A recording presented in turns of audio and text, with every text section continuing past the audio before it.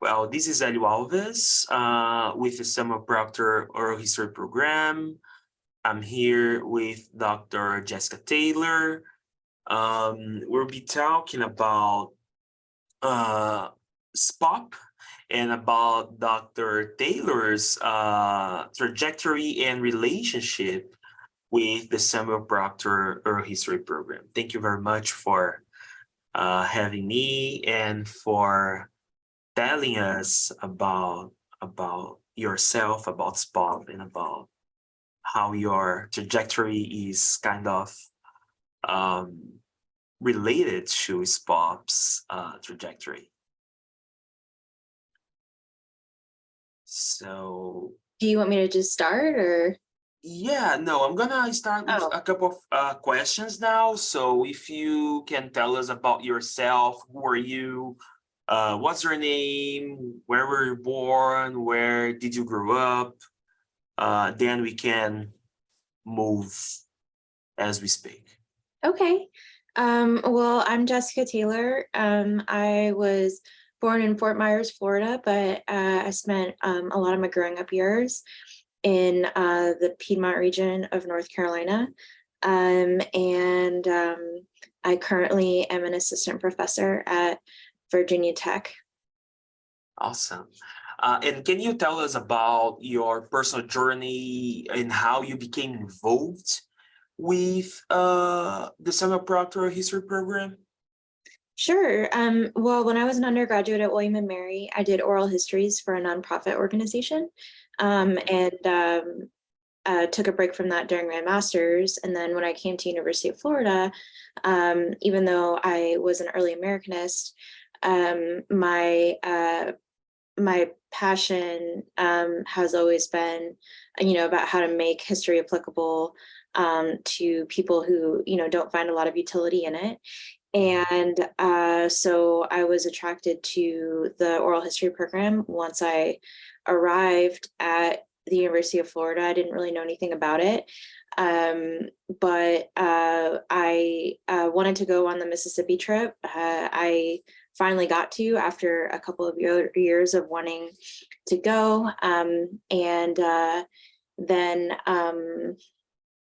I said that I would like to be a graduate coordinator at the Samuel Proctor Oral History Program as my assistantship. And that finally happened. I actually think I still have that email somewhere from the graduate coordinator asking me if I would like to do that. And I said nothing would make me happier in the whole wide world.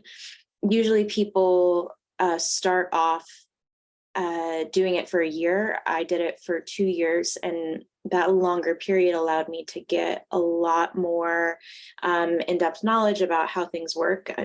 Just a year in a position, 9 months in a position isn't enough, to really get a mastery of everything. But I also, met some of my still currently closest friends at SPOHP, and my time with them, those like coworkers that were around my age, really helped me grow in confidence. When I first arrived, I was extremely underconfident and just, wanted to do a good job and felt like I was failing at everything. But by the time I left, I realized that I could do a lot more than I thought I could. All right. So that's awesome. And thinking about, speaking of how SPOHP contributed in so many ways to your formation, to your academic formation. What role does SPOHP play in training researchers and scholars from your perspective? And how does it prepare them for their careers in oral history and or related fields? Well, I think that what it does is it provides a framework for people to play around in a good way. I think it's kind of a sandbox more so than a regimented training program. By that, I mean that, Miss Deborah provides the guardrails for what is ethically and responsibly archived. And there's obviously all of the classes that Dr. Ortiz teaches that give you the theoretical background to understand what you're doing.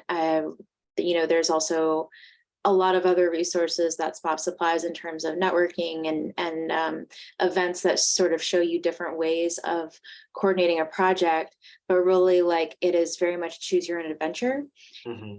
And what I found, the most meaningful is that there was space for me to bring in my previous oral history work before I came to University of Florida and grow that into something that fit really well at SPOHP. And if SPOHP were more regimented, more sort of like cut and dry, like this is how we do it, people would not have the same space to explore their own identities or to explore their own interests and ways of creating a project. So in that way, it invites people to kind of train themselves with a lot of support, and accountability, which is also important. Okay. And how do you see SPOHP's impact extending beyond the training phase and into, really into the professional lives of researchers? Think about yourself, How do I see the training extending? Yeah, the SPOHP's impact in terms of training and etc. extending beyond uh, uh, the SPOHP's impact extending beyond the training phase and going more into your professional life as researcher. I'm trying to think of how to best answer that. I think that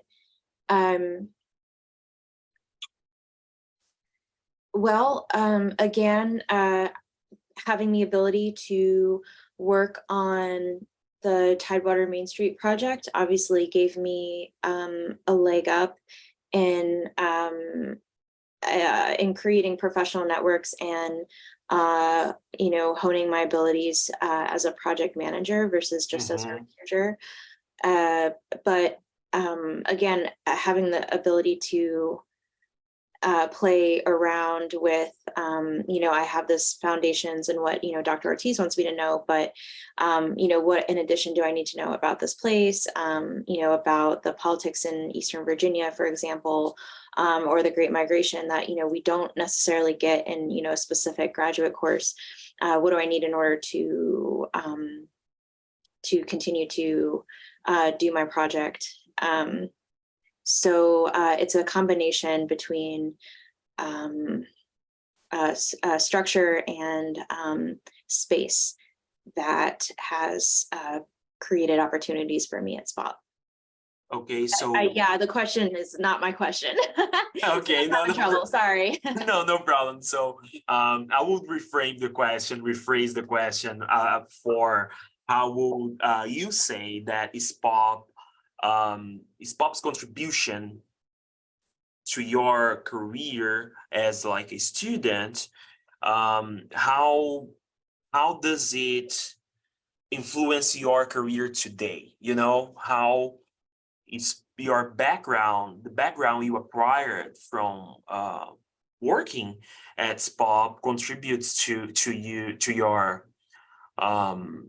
researches today, to your research today, to your career today. I think that's a different way to ask the same question. Sure, yeah.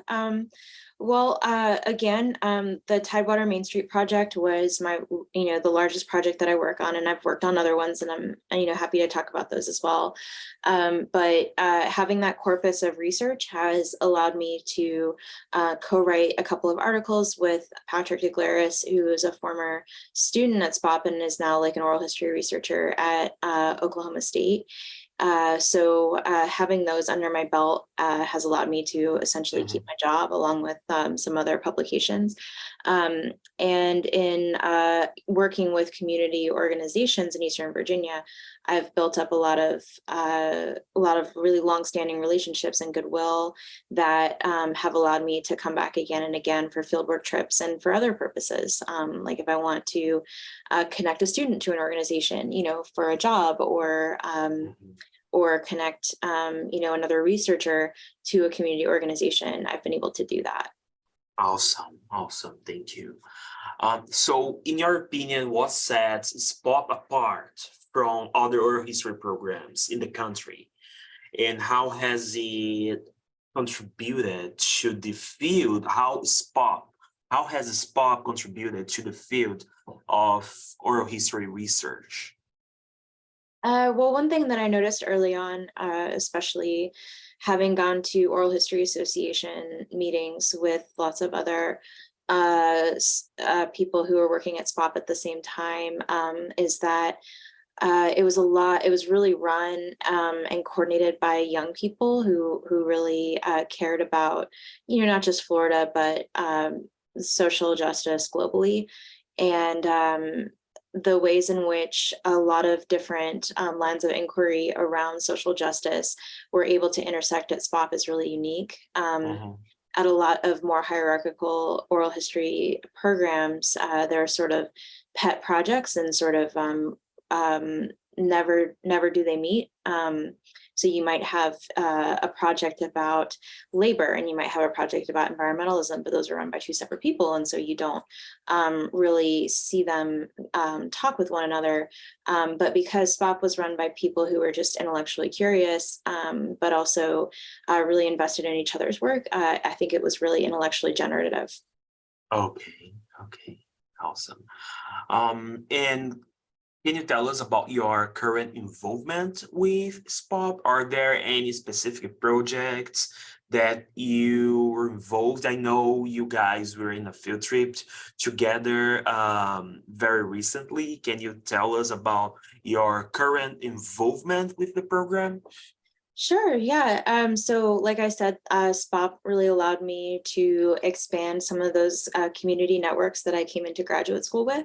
And I had, sort of kept those alive, although like sort of on hold during COVID, and was able to procure some money to continue to do field work in Eastern Virginia. So to revive the annual fieldwork trip that we used to go on in the, I think it was probably like 2014 to 2017 or something like that. And so we finally got to go again, and I invited Deborah and whoever else that wanted to come from SPOHP to come out and join us. And then I invited some folks from University of Mississippi and some folks from Tech to kind of, and William and Mary to sort of the graduate students can meet each other and kind of network. And I'm hoping that we can continue to make that project work for us as a partnership in the future. Hopefully it is. So what do you make of SPOHP's social impact? Because we know that SPOHP is also known by its social justice component, right? So Dr. Ortiz is very concerned with this issue, and we all are. So what do you make of SPOHP's social impact? The impact SPOHP makes beyond academia. Can you describe any projects that you consider relevant for local, regional, or even national community?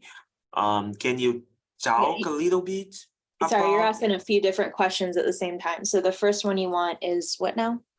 About SPOHP's social impact. Social impact? Yes, and related social impact, if you remember or can describe relevant projects for local, regional, or even national community. Everything about social impact, of course. If you... Okay. All right. And then what was the next one? No, that's the only question about social impact. And if you remember or can describe any projects related to social impact that you consider important or relevant. Oh, okay. So obviously, I don't think that, I think that most of the projects that SPOHP takes on have a lot of social impact. I think obviously, the African American History Project, which I was involved in as a grad coordinator, and a little bit before that as a student and volunteer, do tell some stories that are often invisibilized in Central Florida. and those have been really impactful for our students, but the fact that they are there and accessible is really important. I also think that the Porch Creek project was really impactful, and I don't think that we've really seen the full impact that a lot of those interviews are going to have on the Deep South for a long time, as the Porch Creek Band of Indians continues to gain political power. What other projects, local, regional, national?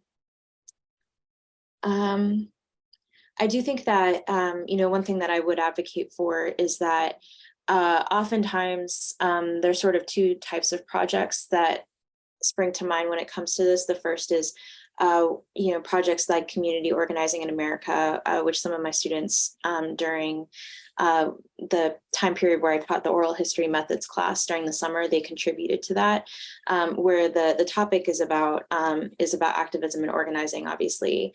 And those are important and interesting, and give us a real important snapshot into the behind the scenes work that a lot of organizers are doing. So we had one related to the Block the Boat protests, or series of protests, when it comes to basically the violence that's happening against Palestinians. And this was probably in 2016, 2017. And so things were really intense at that time. And I remember my student, crying and realizing, the impact that this story could have, because this was an eyewitness to violence. So there are those kinds of stories that are really important. And then there's another kind of story that's people who are eyewitnesses, and who are doing work in their communities on a local level, that don't involve being at the forefront in the public eye. And I think that those are, sometimes even within SPOHP's collections, get short shrift, and that's not really fair, because I do think that oral history, while we want to interview the leading organizers and the leading theorists, what we oftentimes miss even inside of that is people that are like showing up for their neighbors with mutual aid during COVID, or are doing the work of basically being first responders emotionally for elementary school students, and making sure they're safe. So those kinds of things are also things that SPOHP collects, and are still important when it comes to social impact. And we need all kinds of organizers and all kinds of resistance in order to make a better world. Excellent. And speaking of social impact, how does SPOHP, or even oral history more broadly, empower individuals and communities to share their stories and experiences from your perspective? I think that University of Florida and really a lot of institutional repositories provide an outside legitimacy that a lot of very conventional nonprofit groups like historical societies and things like that desire. So there's that surface level kind of amplification that is important for telling non-traditional stories in a way that still, for a lot of people, feels legitimate. That's gross, but it's true. The other way is that, a lot of people who are organizing and are, on the front lines don't have time to tell their story in a way that, a team of students can do. And that's especially true when we were on the last Tidewater Main Street Project trip, where we went to the migrant worker camps, and the priests that were doing, outdoor masses for the migrant workers were that's what they were doing, and they were collecting food, and they were organizing churches, to provide aid, and to actually be with people who are in those camps. And the thing that comes out of that is that, they don't have time to also amplify the stories of the people that they're talking to. And that's, I think, an important niche that we can fill, because it actually supports the work that they're doing for more people to understand what kind of fears and hopes people in migrant worker camps hold season after season, even as they migrate and are sort of an invisible population all across the Southeast. Excellent. So here's a question that we are asking for everyone. This is a simple but very important question, and it is interesting to hear the different answers for this question. Why SPOHP matters?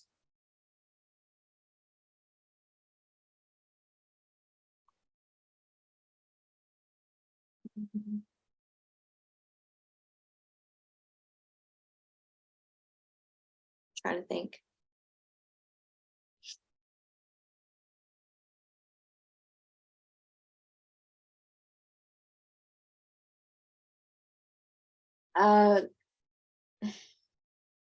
I think that, first and foremost, and this is part of my positionality as someone that is as a person that has always wanted to be a teacher, I do think it provides like a safe haven for all kinds of students and all kinds of young people. And that's primarily where I, as an individual, have placed its value. But I do think that it provides a place for those young people, and for people of different generations who were young people once trying to figure out their place in the world, to come together and think through how all of these social and economic injustices are interconnected, and how some of the solutions and successes and failures of the past can inform what a single person, which is really what an interview is, can do. Amazing, amazing. Well, last question, looking to the future, where do you see the semi-proctoral history program? Like in the next 5-10 years? Where do you see the program, and how do you see your projects with the program heading in the next 5 or 10 years? I'd like to keep, doing what I'm doing with SPOHP. I would love for, and this is the case for a lot of oral history programs, that what essentially happens is people essentially age out. They graduate or they move on to something that's more permanent. I would like to see oral history programs across the country provide a stable place for oral historians to work and to be valued. The oral historians, particularly younger people that are trying to get their footing underneath them, and also, the other people on the other side of this, younger archivists, people like that are really undervalued and struggle to find a place, and it's affecting the diversity of our professions. And I think that oral history projects, whether or not they're, funding a graphic designer or, funding an audio engineer, that kind of work is something that we really do need if we expect our entire profession to survive. So that's a more general comment, but it is influenced by what I did witness at SPOHP during my time there. And the other thing is that I'd like to see more outputs in terms of exhibits. There's been this pivot online to online since COVID, obviously, and there's more opportunities than ever to make really amazing online or physical products that there's a real hunger for in public schools, in other kinds of like libraries, other kinds of spaces, but also online, for people that want to know that their local history or their regional history is significant and how it fits in to larger national trajectories. I think people want to know that they can actually move the needle, as it were, to make a better place where they live, or to maybe disrupt some violent or evil things that are happening in the world. And it's easy to feel like you can't. All right. Well, thank you very much, Dr. Taylor, for your time and for sharing your perspectives, experiences, and your projects with SPOHP. That's amazing, and that's super valuable for what we're doing here with this project. So thank you very much.